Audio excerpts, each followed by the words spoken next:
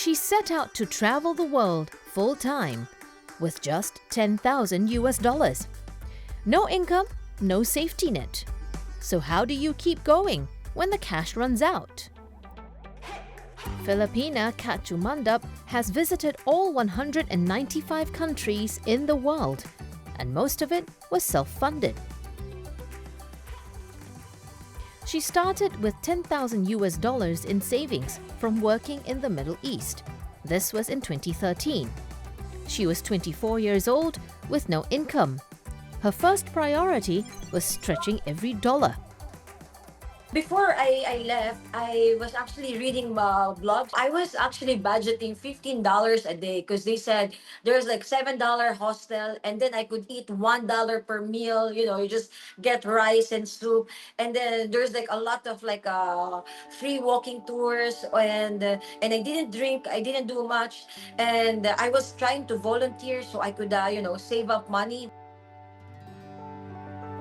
This bought her time, but it wasn't enough. 4 months in, she was running short of cash.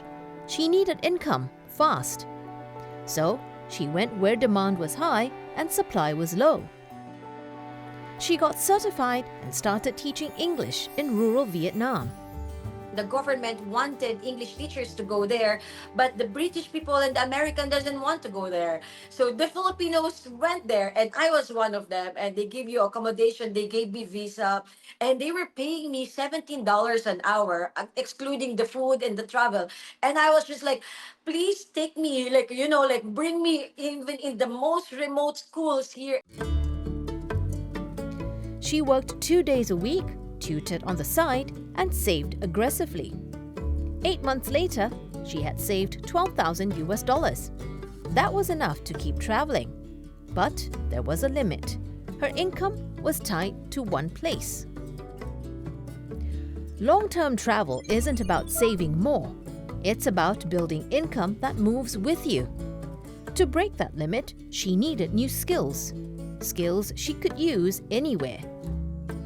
From Vietnam, Catch moved to India, where she trained in yoga and Ayurveda massage. She exchanged those skills for accommodation in South America. I didn't actually make so much money with my Ayurveda massage, but I applied it in Peru and also in Costa Rica. The Ayurveda massage actually allowed me to go on a yoga ashram for free. So like I made that skill to become exchange deal so we could get free accommodation. I was, instead of like doing the massages, because I didn't get work visa later on, I was just like volunteering and doing X deals. The next step in scaling up was going online and blogging about her travels. She earned from ads and commissions when people booked what she recommended.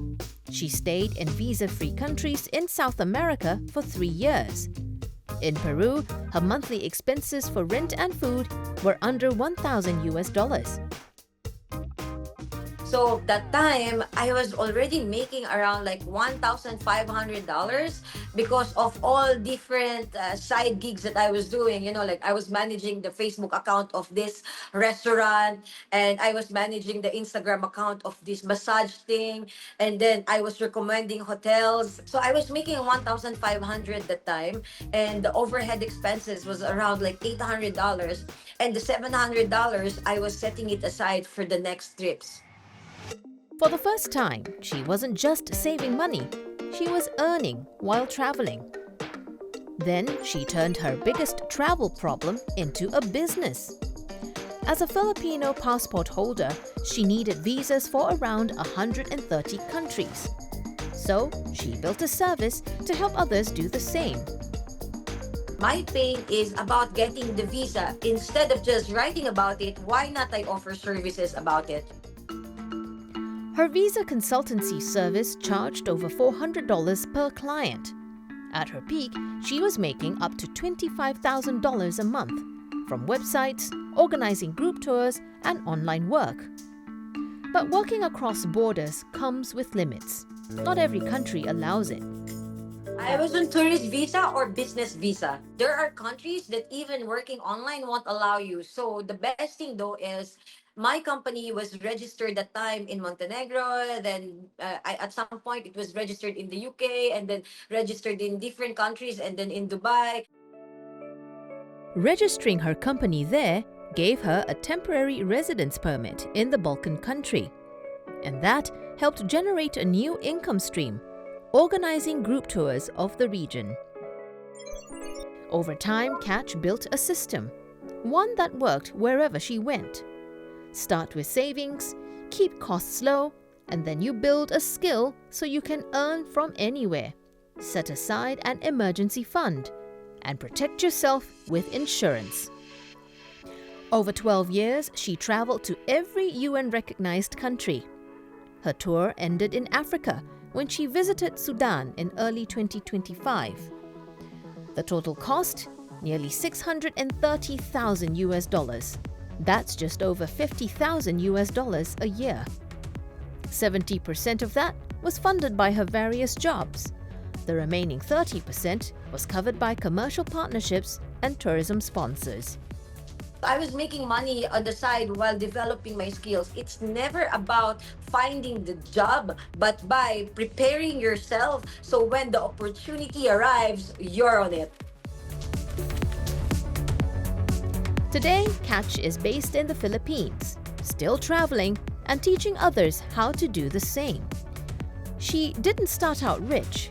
She built her own financial system to pay for every mile.